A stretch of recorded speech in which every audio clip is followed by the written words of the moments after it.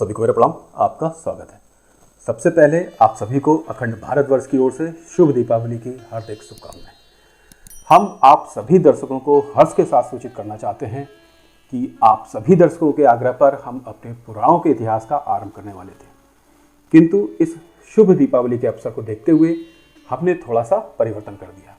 हमें पूर्ण आशा है कि हमारा यह परिवर्तन आप सभी को अच्छा लगेगा, आप सभी में एक नई ऊर्जा का संचार करेगा, आपकी दृष्टि में, आपके विचारों में एक नया परिवर्तन अवश्य लाएगा। राम की बात करने के लिए इस शुभ दीपावली से अच्छा अवसर भला और कौन सा हो सकता था। आज हम आपको पूर्व सूचित किए देते हैं कि अब हम भगवान श्री राम, कृष्ण और महादेव की सीरीज पुराणों से पहले करेंगे। आज तक हम सभी ने कथा कहानियों के माध्यम से राम के बारे में केवल रोने धोने से अधिक और कुछ नहीं सुना, और थोड़ा बहुत यदि सुन भी लिया तो बस इतना ही कि मर्यादा पुरुषोत्तम के रूप में उनकी प्रशंसा सुन ली। क्या यह राम का संपूर्ण परिचय है? क्या इस परिचय से हमें राम के संपूर्ण व्यक्तित्व, उनकी नीतियों, उनके विचार आदि के बारे में कुछ पता चलता है? नहीं। आज तक हम राम को मात्र भक्ति मार्ग के माध्यम से सुनते आए हैं। बस वही अधरम मधुरम नैनम मधुरम राम का जितना परिचय कथा कहानियों के माध्यम से हमने अब तक सुना है। कथा कहानी में मैं इसलिए कह रहा हूँ क्योंकि पिछले 1000 वर्षों के विध्वंस का सबसे बड़ा कारण यही है कि हम राम, कृष्ण और महादेव के वास्तविक स्वरूप को, या ऐसा कह लें कि उनके संपूर्ण व्यक्तित्व के बारे में कुछ नहीं जानते। कितने लोग हमारे यहाँ रामायण, महाभारत, गीता आदि के बारे में कुछ जानते हैं? कितने लोग पढ़ते हैं? एक प्रश्न यह भी है कि जो पढ़ते हैं तो किस दृष्टि से पढ़ते हैं। हम जानते हैं दृष्टि का कितना अधिक महत्व है। अधिकतर पढ़ने वाले लोग उन्हें भक्ति भाव से ही पढ़ते हैं। हम यहाँ पर एक बात स्पष्ट कर देना चाहते हैं कि मेरा भक्ति मार्ग से किसी भी प्रकार का कोई भी बैर नहीं है।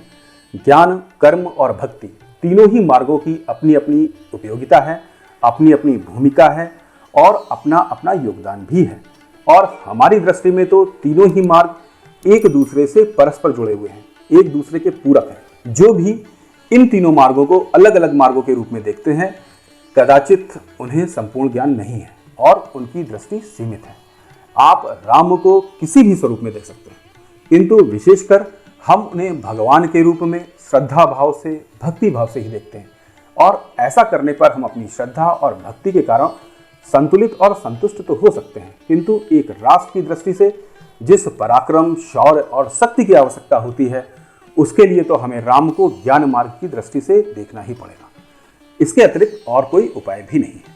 यदि हम उन्हें एक इतिहास पुरुष की दृष्टि से देखते हैं, तब हम उन्हें अपने आप से अधिक जुड़ा हुआ अनुभव कर पाएंगे। वास्तव में उनके और हमारे पूर्वज एक ही हैं। हमारा रक्त और उनका रक्त एक ही है, वह हमसे अलग नहीं है। उनकी और हमारी जड़ें एक ही हैं। तो आइए हम सभी मिलकर इस शुभ दीपावली के अवसर पर एक नई परंपरा का शुभारंभ करते हैं और भगवान श्री राम को ज्ञान मार्ग की दृष्टि से देखने का प्रयास करते हैं। मित्रों, रावण के तमाम दुर्गुणों के बाद भी जिस प्रकार उसकी कुछ रचनाओं की प्रशंसा भी हम करते हैं, जैसे शिव तांडव स्रोत आदि, यही हमारे सनातन धर्म की प्रकृति है। यह बात हमने इसलिए कही क्योंकि हमारे कुछ शब्द ऐसी जगह से एक रूपता रखते हैं जिसकी कम से कम हम तो आसान नहीं कर सकते थे।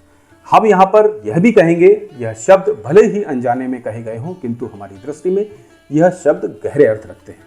यदि यह शब्द नहीं भी लिखे गए होते, तब राम और सीता जी का वर्णन करने के लिए हम भी संभवतः यही शब्द लिखते। तो इसलिए यह शब्द जिसने लिखे हैं, कम से कम इन शब्दों के लिए तो वह प्रशंसा का पात्र है, इससे अधिक और कुछ भी नहीं। तो आइए अब और अधिक समय न लेते हुए आरंभ करते हैं। जन्म जन्म की खोज बताएं, राम से चल के राम पे आए। प्रेम कोई हम और न जाने, राम से रूठे राम से माने। राम सिया की करुण कहानी, एक है चंदन एक है पानी। हम सीता जी के बारे में कितना जानते हैं? बस इतना ही कि वह राम के साथ वन में गई, वहां से उनका अपहरण हो गया। राम उन्हें रावण के पास से मुक्त कराकर वापस लाए और वापस आकर उन्हें पुनः महर्षि वाल्मीकि के आश्रम में भेज दिया। बस इतना ही। लेकिन यदि हम इतना ही जानते हैं तो यह पूर्ण सत्य नहीं है। वास्तव में तो यह सत्य भी नहीं है। हम अस्तित्व के स्तर की बात कर रहे हैं। राम भारत की आत्मा हैं, भारत के प्राण हैं, भारत की जीवनी शक्ति हैं। राम के बिना तो भारत की कल्पना भी असंभव है। भारत के लोगों में, लोक जीवन में, संस्कृति में, भारत के कण कण में सभी कुछ राममय है। आने में राम, जाने में राम, जीने में राम, मरने में राम, सुख में राम और दुख में भी राम। और अस्तित्व के स्तर पर स्वयं राम के जीवन में यही स्थान सीता जी का है। वह तो राम के प्राण हैं, राम की ऊर्जा भी वही है, राम की जीवनी शक्ति भी वही है। ज्ञान मार्ग, भक्ति मार्ग और कर्म मार्ग, हम इन तीनों में से चाहे किसी भी दृष्टिकोण से देख लें, सीता जी तो राम के अस्तित्व के इस विराट स्वरूप का केंद्र है और इस विराटता की परिधि भी सीता जी ही है। इस पूरे कालचक्र की अवधि में ऐसा कोई स्थान नहीं दिखता जहां राम हो और सीता जी ना हो।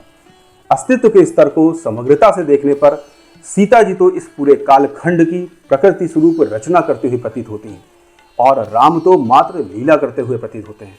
उनकी इन लीलाओं की परिधि तो स्वयं सीता जी द्वारा ही खींची गई है। इसका ज्ञान हमें सीता जी द्वारा लंका में बिताई गई अवधि को देखकर होता है।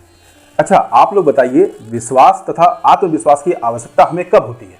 संशय की उत्पत्ति कब होती है? इन सभी का उत्तर एक ही है। ऐसा तभी होता है जब हम किसी चीज के बारे में पूर्ण रूप से ना जानते हो। यदि हम किसी चीज को संपूर्णता में जानते हो तो उसके प्रति विश्वास की हमें क्या आवश्यकता हो सकती है? हम आत्मविश्वास का क्या करेंगे और संशय का जन्म किस प्रकार संभव है? लंका में बिताई गई इतनी लंबी अवधि के मध्य उनको देखकर ऐसा लगता है कि मानो उन्हें सब पता है।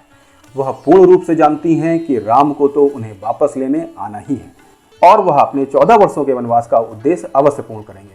मैं राम के वनवास की बात नहीं कर रहा हूँ, मैं सीता जी के वनवास की बात कर रहा हूँ। राम को तो वनवास दिया गया था, किंतु सीता जी ने वनवास स्वयं धारण किया था।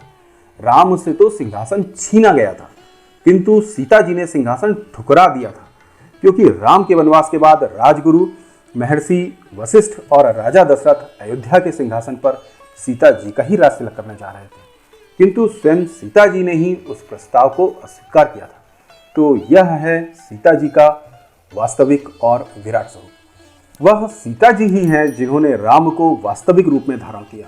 उनके अस्तित्व में राम के अतिरिक्त कुछ नहीं दिखता। हमारे पूर्वज के रूप में श्री राम और सीता जी इस धरा पर वास्तव में अर्धनारीश्वर रूप में ही अवतरित हुए थे।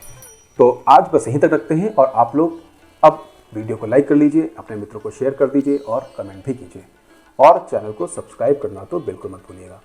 आप सभी को एक बार फिर से दीपावली की हार्दिक शुभकामनाएं, मंगल कामनाएं। जय श्री राम।